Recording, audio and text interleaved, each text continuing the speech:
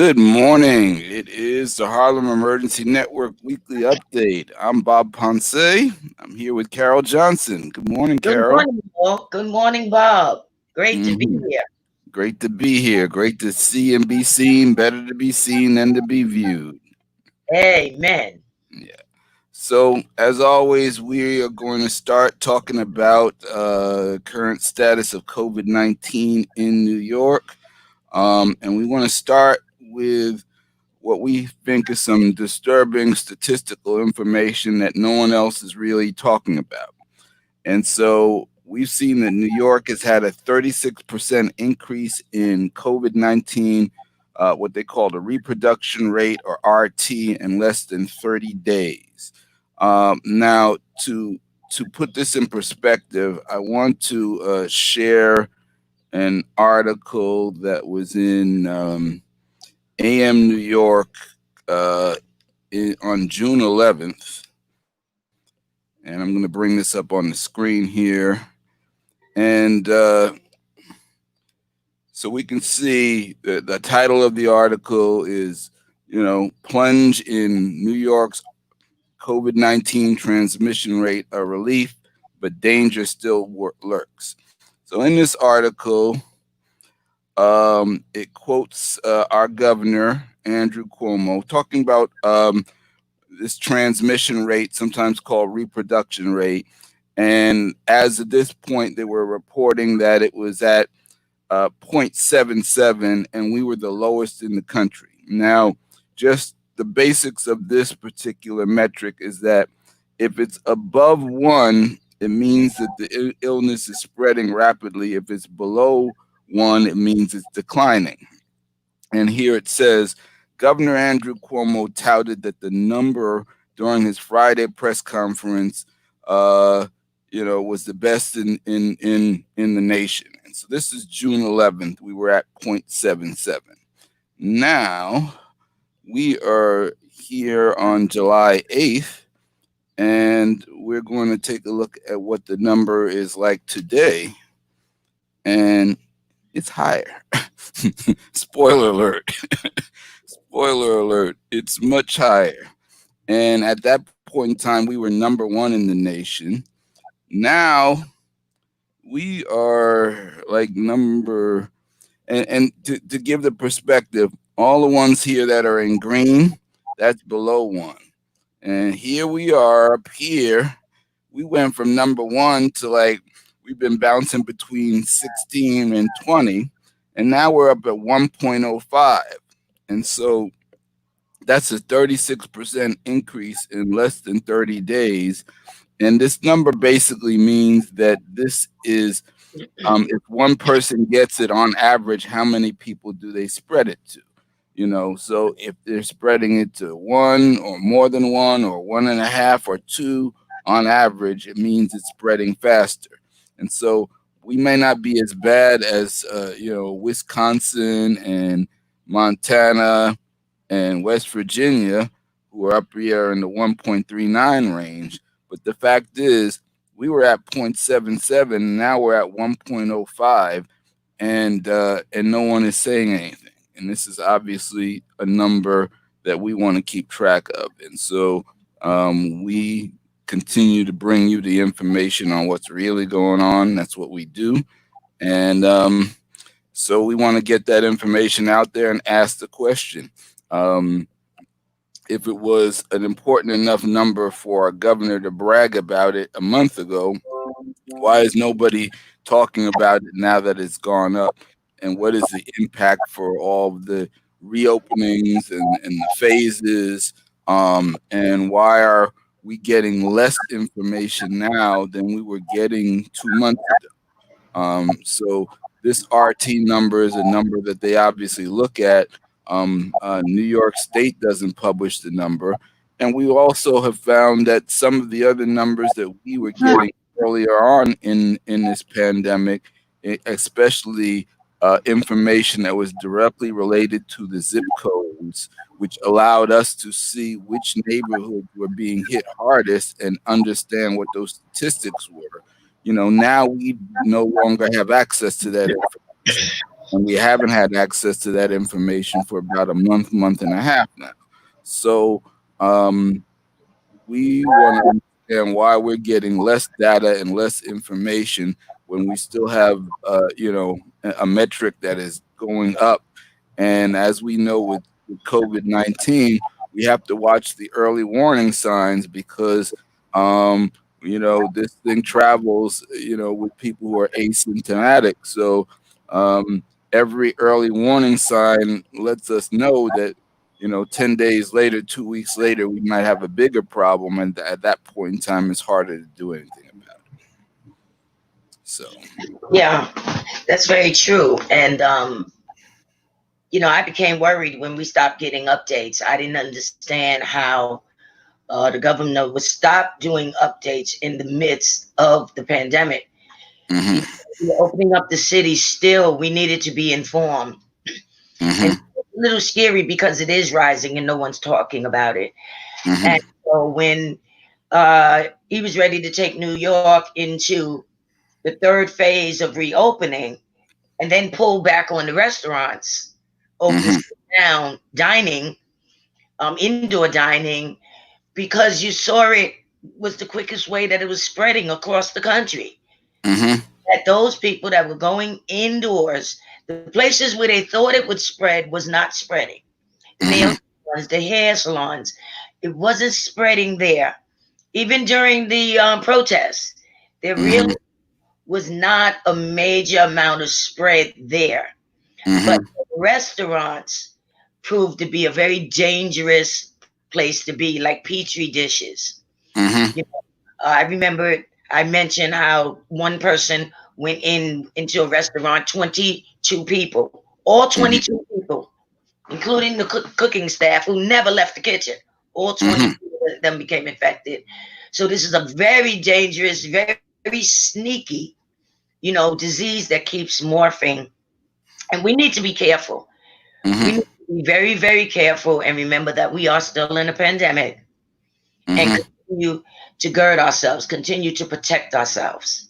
hmm Absolutely. So we also want to talk a little bit about. We're going to go out of state and talk about what's going on in Texas, where they've been seeing a rise in COVID-19 in daycare centers in Texas. So let's take a look at what's going on there. Bring that article up on the screen as well.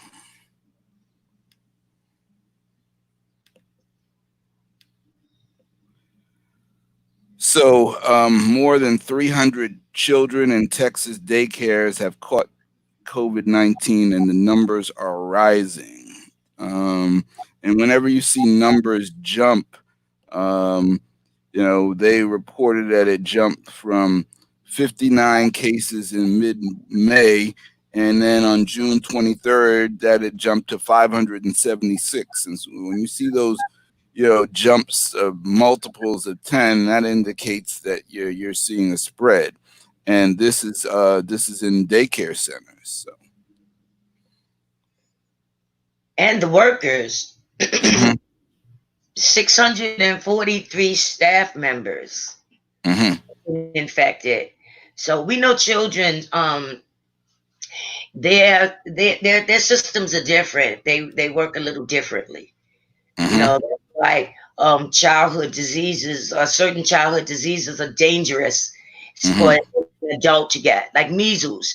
An adult hmm getting measles could be deadly. hmm So, I mean, you really have to understand how their systems work. So, hmm to even insinuate that they're least likely to spread it, somebody's spreading it. Someone's spreading it. The children are spreading it to the adults, or the adults are spreading it to the children.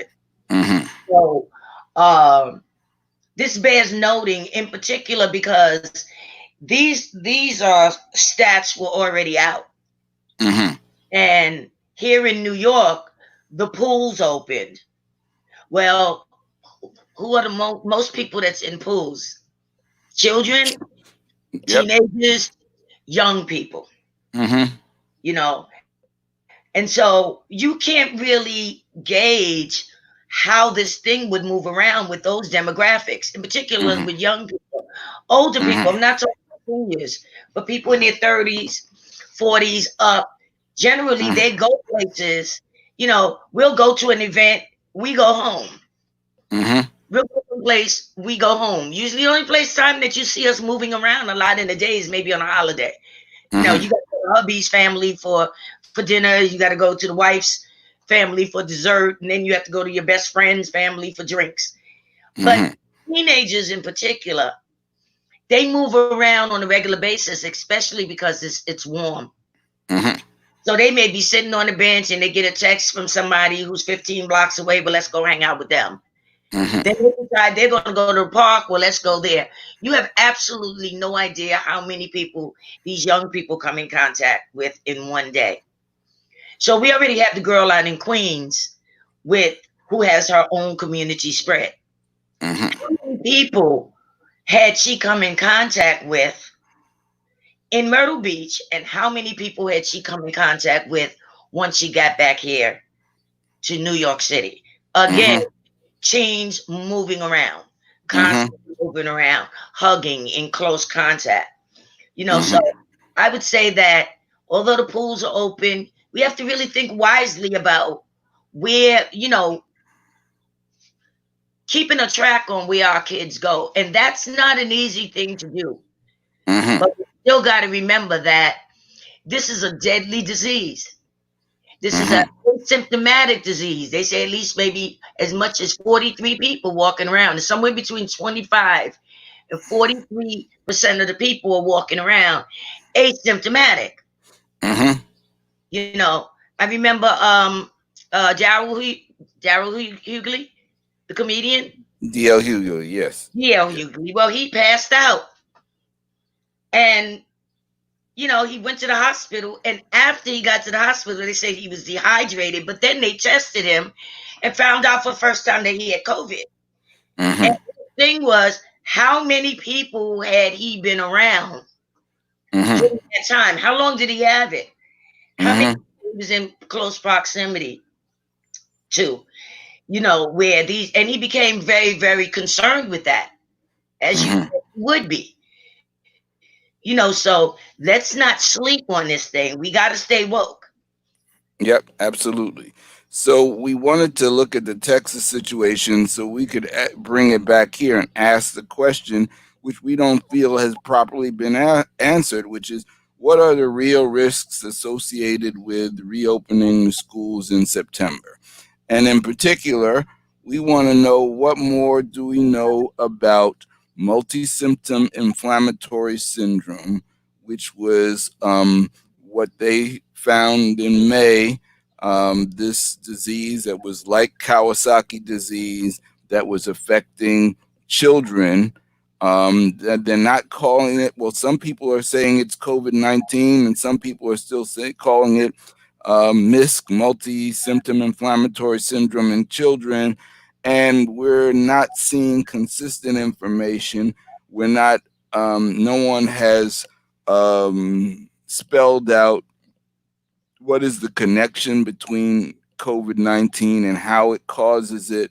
What are the long-term effects of multi-symptom inflammatory syndrome on our children, and how does that impact the risks of opening schools? So I think we need to hear. Um, we want to know more about what was the assessment of risk that was done to decide that we would go forward with opening schools. What does the health department have to say about it in conjunction with the Department of Education?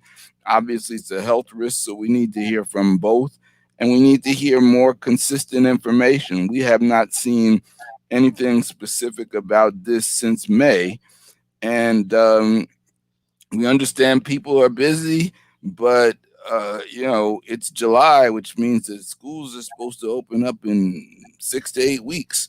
So, um, these are questions that are still outstanding that really need to be answered. Yeah, and again, you keep hearing this, excuse me, misinformation. Now, first it was certain kids would go 2 days a week, and then another group of kids would go 2 days a week. And I don't know how they plan to, if they plan to utilize the weekends in any way. Mm-hmm. But in particular, in poorer areas, you've got more children. You could Mm-hmm. have as many as 40 kids in a classroom. Mm-hmm. How is that class going to be spaced out, distanced? How is the teacher Mm-hmm. going to move around that closed space with those children? Mm-hmm. Nothing else is being said about that, because I said, okay, maybe that made a little bit of sense, where Mm-hmm. the classroom would be cut in half, and half of the kids would go Monday and Wednesday, and the other half would go Tuesday, and Thursday. That Mm-hmm. class is moved into the auditorium and the lunchroom Mm-hmm. and different things like that. But we're talking about a whole lot of children. I don't really see that happening.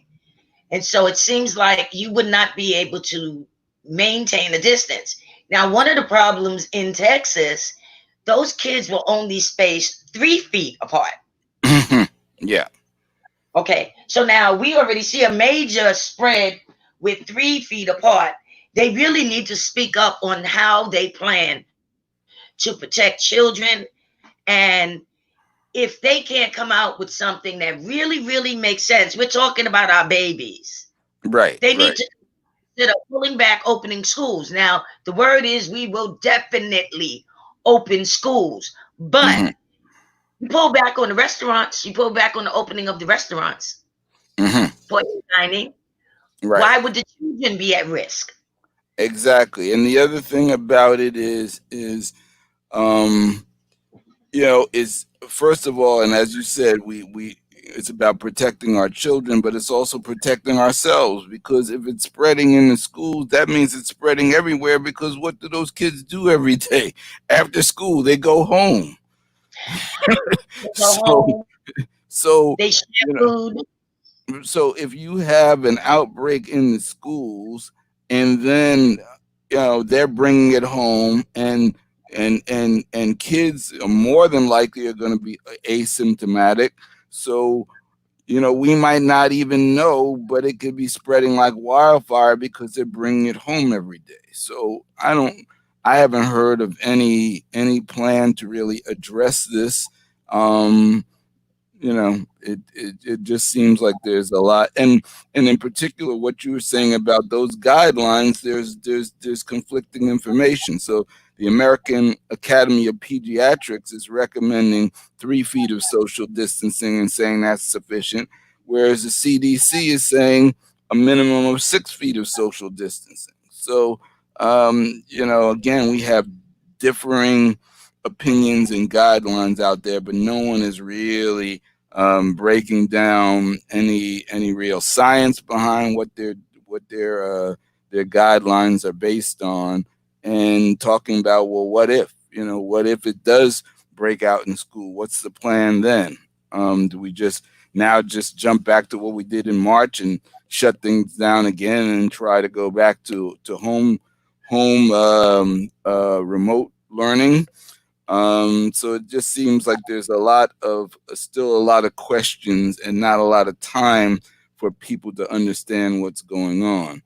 Um, and we got a message from Wali Abdul Noor. Says schools in other states will open in August, and they're probably going to watch how these schools operate. And I think that's something that we still need to hear from our public officials. How did they assess the risks? We still need to know more about the multi-inflammatory syndrome in children, and and I think parents have a right to understand, and families have a right to understand just how safe is it really for their kids. Now, I want to switch gears and talk a little bit about the New York reverse quarantine, where our governor is now basically telling other people, from other states, that if you come here and you're from different states, that you're going to be quarantined immediately. And so here's an article where Police are going to be on the lookout for quarantine violators in New York State, Cuomo warns. And then we got some information from his press releases. They've added on some states. In the full list of states that are on the advisory, it's almost half the country: Alabama, Arkansas, Arizona, California, Delaware, Florida, Georgia, Iowa, Idaho, Kansas, Louisiana, Mississippi, North Carolina, Nevada, Oklahoma, South Carolina, Tennessee, Texas, and Utah. So if you're coming from any of those states, um, New York police are going to be looking for you, and they're going to ask you some questions. And if you got here within 14 days, they want you to quarantine, or they're going to give you a ticket. Now, I don't know exactly how they actually plan to implement this. I mean, are they going to have, cops at the George Washington Bridge pulling cars over if they have license plates? Are they just going to roam around the city looking for license plates? Are they just going to randomly ask people? There's a lot of questions about how this is actually going to be implemented, and it seems like a lot of this is a little bit of a bluff. But that's what's going on here. And that's weird because that's exactly what they said. People will be stopped randomly. What are the chances of the people that you let go are the ones that's actually carrying the virus? One of our head members even said that, her daughters live in New York, but they have Georgia plates. Exactly. And the other thing is that, so the only place I could see where you could really track where people are coming from would be by way of the airports, the toll booths, the bridges. But now there's this form that they want people to fill out. Who's collecting the form? How do you know if it's truthful information? And if you come into New York and they catch you, then you have to quarantine at your own pay. You're responsible for quarantining for 14 days. And you have to accept the responsibility for that. Well, that in itself is pretty weird. Like if you came in for business and you don't really know anyone here, we're still in quarantine mode. Even people that had money before, they really checking their accounts now. The hotels, the prices are gouged. Where are they supposed to stay for 14 days? And pay for it out of their own pockets. And how are you sure? I mean, are you putting ankle bracelets on these people where they're quarantined? When they leave, they're on the run? I mean, how do you do this? So it seems like there's just so much stuff being thrown at us, and there's nothing viable behind it. How is this going to work? But once I saw people will be stopped randomly, I said, that seemed like the drug stops, the drug stops, the checks that they was having, the checkpoints. ICE was trying to find people, randomly stopping people. It really doesn't make any sense to me at all. I could only say good luck with that. Right. Another thing is, when you're talking about, as you were saying before, with the kids going back to school, we got to remember too that criteria still rests on taking someone's temperature who may not have syndrome. So if you have a perfect temperature, that doesn't mean you're not asymptomatic. And you're allowed in, and you're given a mask. And we know even if you mask the kids, they're going to be pulling the mask down. They're still going to be pouring drinks. They're still going to be talking, hugging. They haven't seen each other in ages. It's just such a dangerous situation. Absolutely. So I want to bring up one more story, and I think we're going to close this out. And this is something that we also need to watch. And the question is, as we go into collecting all this data related to COVID, who's collecting and what is being done with it? So this is a company called Palantir. And you see this headline: Palantir provides COVID-19 tracking software to CDC and NHS and pitches European health agencies. Now, Palantir is not very well known, but as this article says, Palantir is a secretive, government friendly big data operation that's able to ingest vast amounts of information to visualize trends and track individuals. Useful tasks as the spread of COVID 19. So the fact that this company, Palantir, if you look behind them, Palantir was founded by a guy named Peter Thiel, who was originally founded PayPal and is a Trump supporter.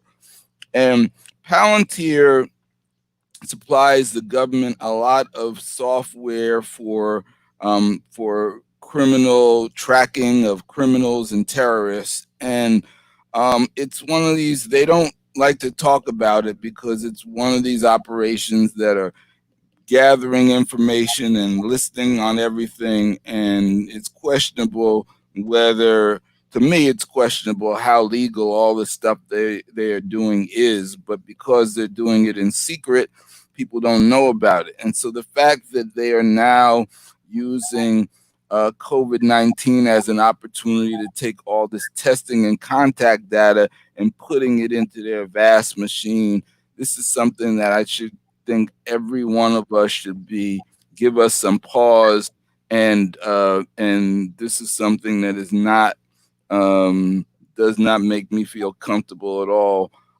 because this company is not likely to use the data for just that purpose, but I think that that data will be used to intrude on the lives of people in ways that we don't know about. So we wanted to alert that to people, and we still have an issue of needing to know more about the data that is used, the data that is collected.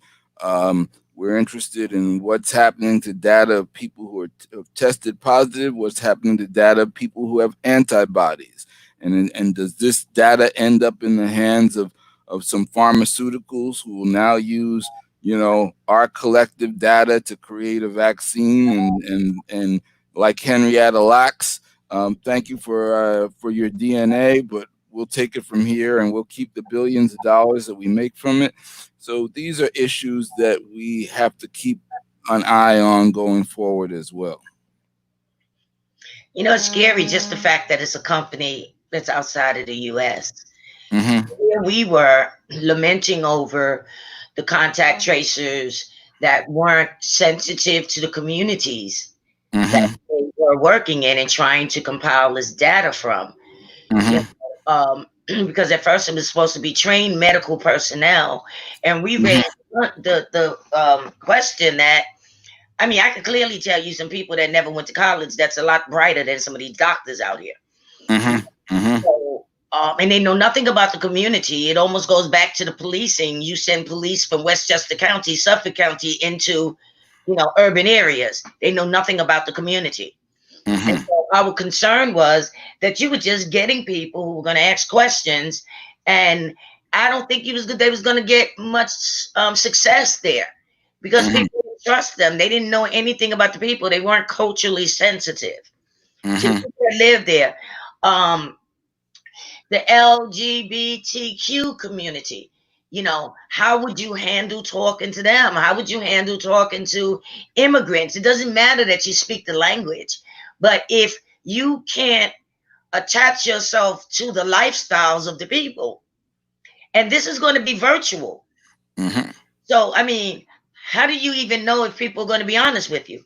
Mm-hmm. So there's a lot of different things that's here. And I know, again, I understand that it's new to everyone. But I mean, this is the time it seems like they need to sit in some think tanks, figure this thing out. Before they just Mm-hmm. start throwing out information haphazardly to make us feel comfortable so that you can just open up the city again. I, for one, I'm not comfortable. I am going to continue to go out. I'm going to continue to distance. I'm going to continue to mask myself. But you know, a lot of things in the city has changed. We've opened to the point where our administration is acting as if the pandemic is over. Mm-hmm. The food insecurity still existed in poor areas, and most of the food deliveries have ceased. Mm-hmm. So now we're in summertime. Those same vulnerable people that we were trying to get food deliveries to keep them from having to go out, you know, and stand on these long lines and go into these stores that you just can't possibly distance in. Those people are forced to go out again to seek food. A lot of the pharmacies have stopped Mm-hmm. delivering now. So they're Mm-hmm. forced to have to go out and get Mm-hmm. their medications. And now, with more people on the streets, Mm-hmm. they're put in an even more vulnerable situation. And even Mm-hmm. the people that didn't have jobs, who are still Mm-hmm. not working, who now there are no babysitters. So when they went Mm-hmm. to work, they had little Julie down the block used to babysit her children. You got Mm-hmm. 2 kids. Now you have to pack up all 3 of your children to go outside to seek food. Mm-hmm. So the bottom line is your city is still in the first, many portions of your city is still in the first phases of Mm-hmm. the pandemic. Now you can move on to phase 3 if you want, but you're going to Mm-hmm. leave a whole lot of people behind. Mm-hmm. That is extremely careless, and it is very, very dangerous to put people in that type of a risk factor. Mm-hmm. Now, before we end up, I want to talk a little bit about testing and tracing. Um, we got a note from Wally who mentioned that they are putting an RFP out to local organizations to promote tracing and testing. We know that today was supposed to be some sort of day of action for testing and tracing. We note that they did not reach out to us directly to help promote it, which is why we are not leading with that story, because we have very little information about it. But what we do have information about it is what's actually going on in our neighborhood. So, Carol, you've got eyewitness accounts on the testing scenarios in East Harlem. So maybe you can share with us what's actually happening versus what they say are happening. Well, we have a site that we have been waiting for since March, the week of May 25th. Mm-hmm. It didn't open until sometime in mid-June.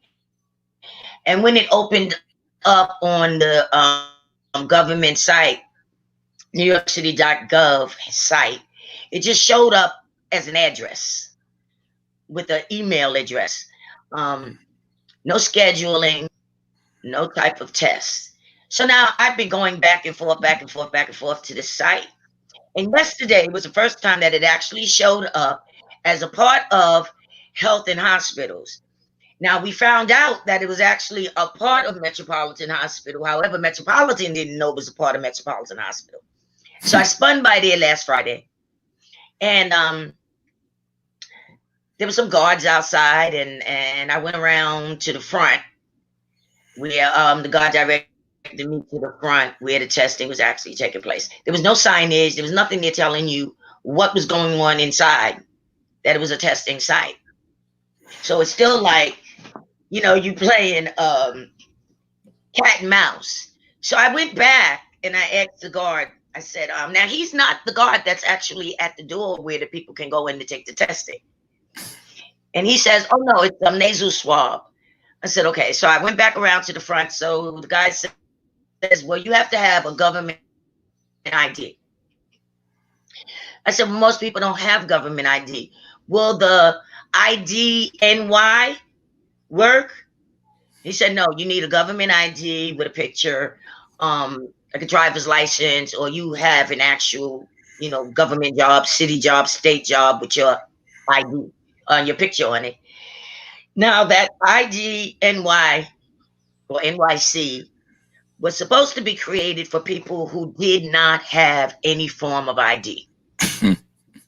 It has your picture on it, and I didn't understand why this ID doesn't work anywhere. You can't use it in the bank.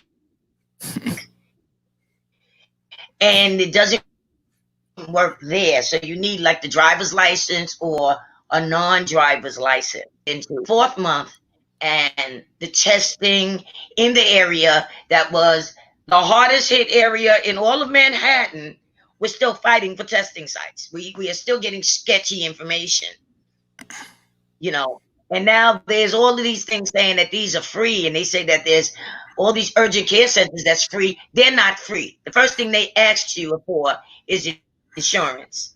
If you have no insurance, they're going to press you to try to pay for it and then apply for Medicaid. Good luck with that. To reimburse you in a pandemic. Now, remembering that people have to already have Medicaid in order to get reimbursed for Medicaid, if there's any reimbursements taking place, it's going to happen with people who already have Medicaid, not people just signing up. Can you give me back my $100? It doesn't work that way. And the other part is that how many people in our neighborhoods is really walking around with $100 to take a test? So they're not in actuality free, you know. And that spot is still extremely sketchy. I was just looking for a sign to say testing here, testing site here, something.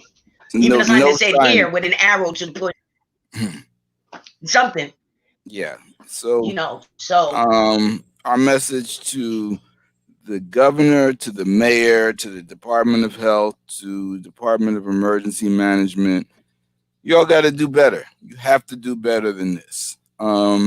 Instead of taking curtain calls and bowing and talking about how the curve is flattened, right now we don't know where the curve is because we have imperfect information. We have imperfect or spotty testing in the areas that are most vulnerable.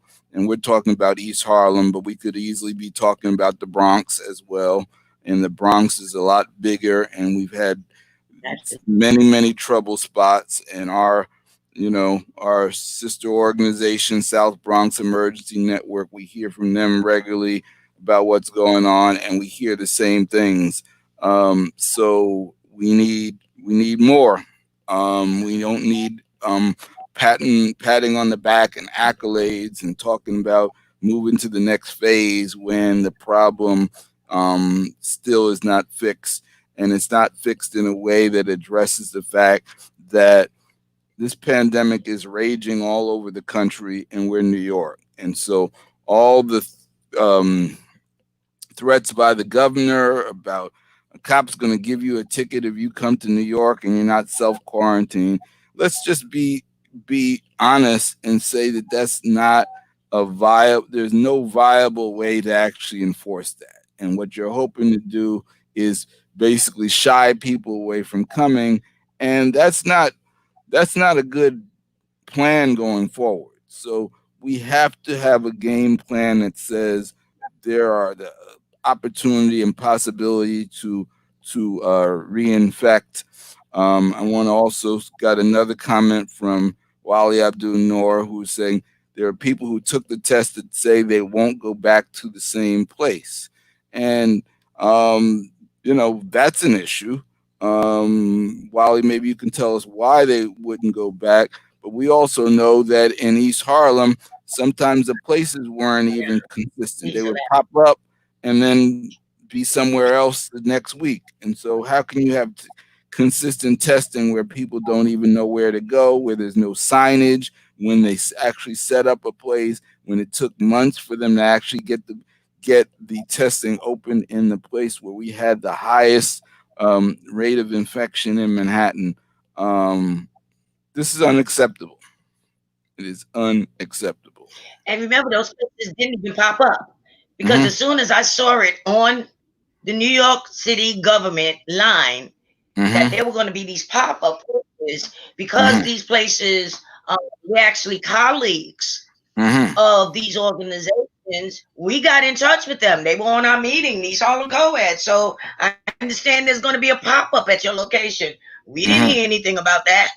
You know what the bottom line is? Neither of these organizations had heard about it, and they popped up at neither place. And Oh, so, here's so now, here's what oh, Wally Abdul Sandy. Noor said the reason why they don't want to go back: sanitary conditions. So you're talking about sending Mm, people to a place to get a medical test and the conditions are not even sanitary? What what's going on? What is going on? So um that's painful. yeah, so we're going to continue to bring up these issues both on our live broadcast and in our Zoom conversations that we have with the various city and state agencies. We are letting people know we're, this is unacceptable. Stop taking curtain calls and bows and patting yourself on the back when the job is not finished. That's all. And That's really, the thing is, we people, we really got to be vigilant, because even those of us that know, we know for a fact we are still in a pandemic. There mm-hmm. are a lot of people who are in denial and they're living and acting as if it is over. Mm-hmm. So let's not get high blood pressure worrying about all the people that's out in the street that's not masked. I went out today and I saw 35 people that didn't have on masks. Let's not get high blood pressure worrying about those people, because they're going to do what they do. We just got to make sure we maintain our distance, that Mm-hmm. we keep our focus on ourselves and on our families, that Mm-hmm. those people are doing what they do. You stay as far away from them as you possibly can. Mm-hmm. I see people walking in the bike lanes now because they see crowds of people on the street that Mm-hmm. are unmasked or for no face cover, and they walk in the bike lanes Mm-hmm. to avoid walking through or around these people. So Mm-hmm. let's not focus on other people. We really got to get selfish with this. Yep. The families are meeting up and they're having barbecues. There's not one mask. People are taking pictures. It only takes a hot second for you to breathe in that aerosol from someone else Mm-hmm. that escapes just through breathing. Yep. Just through breathing, we are expelling the aerosol. So Mm-hmm. if I'm that close to someone and I'm giving them a hug or I'm just there taking a picture, this thing can catch you that simply, that easily. And so Mm-hmm. some reason I keep getting the feeling like people think that COVID is discriminatory, and it says, oh my God, that's a family. Okay, let's go over here. Mm-hmm. That's a mother, father, sister, daughter, cousin, grandchild. We're not going to touch them because that's family. No, that's not how this thing Mm-hmm. operates. And with all the asymptomatic people out there, not knowing who's got what, I would say, um, as former medical personnel, that you really keep an eye on your kids. Because Mm-hmm. children relate to things differently. When they get sick, they relate to things differently. Often they'll get quiet. When they don't feel well, they may get quiet. They may become listless. They may become lethargic because they're not really understanding, what's going on. So just kind of keep an extra eye on your child. Are they changing their personality? Anything about them different? They may very well be feeling some symptoms of something. So Mm-hmm. just keep that extra eye on those kids. Right. Continue to tune your immune system up. Vitamin C, vitamin D, zinc, magnesium, selenium, NAC. Um, drink, stay hydrated. You want to do that anyway because of the summer, but keep your body working properly. That's your best defense against this. And just stay safe. Keep the people around you safe as well. So I think that's going to be all we got to say today. This has been, of course, Harlem Emergency Network. We do this weekly broadcast every Wednesday morning here at 9:30. We're on Facebook and on YouTube. Thanks for Wali Abdul Noor for contributing via the comment section. And we will see you next week again. If you have any information you'd like us to share, you can send an email to Harlem Emergency Network at gmail.com. or you can leave a message at 347-916-6119. And that's it. Thank you for joining us this morning, and we'll be back again next week. As always, it's a pleasure.